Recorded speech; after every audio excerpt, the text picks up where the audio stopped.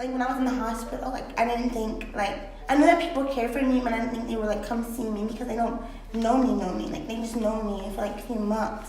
And so when they came, I was like, wow, these people like actually care for me. Like they see me as like a sister, even though I'm not the same color as them, or I don't sound like them, or talk or walk like them. It's just like they see me as me and they accept me for me.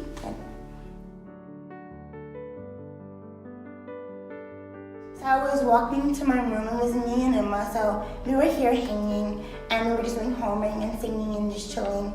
And I was really tired, so I was trying to lay on the couch, go to sleep, but I couldn't because like my stomach, like, every time I breathe, it would constrict me from breathing, so I couldn't breathe. And I was already sick, and I just let the sickness sit inside of me and get worse, but I didn't think it was that bad, so I just kept going. And so we were just sitting there, and I was coughing, and I couldn't breathe. And so she was like, I'm gonna call Rachel. I was like, call Rachel. And so she did. And she told her where we were, our location. She said, okay, I'm coming. And then called 911 to tell them that we were on the way. And so we got there, and like I went in there, and they were running all these tests. And I was really scared and really nervous because I'd never been in the hospital like that before. I always went there to visit family and other people, and it wasn't me like in the bed sick. And so I got there and they did tests, and I had a fever. I went in with a fever, and then they told me I had double pneumonia, and it was just all in my lungs and both of my lungs, and it was really bad.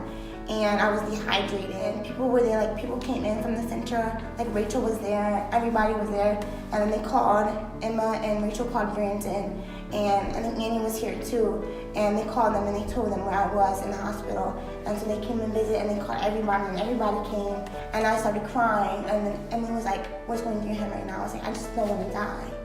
And I was just so scared because the way they were talking, I was like, I'm gonna die because it was in my lungs, and I couldn't breathe, I was dehydrated, I had a fever, and so I was really scared, I was crying. She's like, you're not gonna cry, and so we just prayed on that. I'm not gonna die, sorry. So we just prayed on that. Those prayers like stick with me, and like, you know, they say God will never leave you nor forsake you, and I feel like those prayers just stick with me, and like that helped me get better and brought me through all of that, and it was just really good.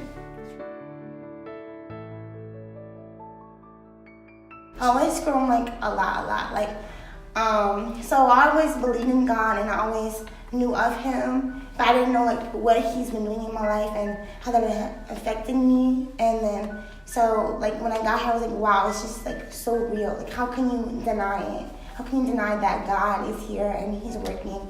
And so it's just really good, and it helped me grow my faith a lot. Like, I have Jesus time, and it's just really good. And coming here, it's just great. It's just every day you come here, like you can see that God is in this place, and it feels good.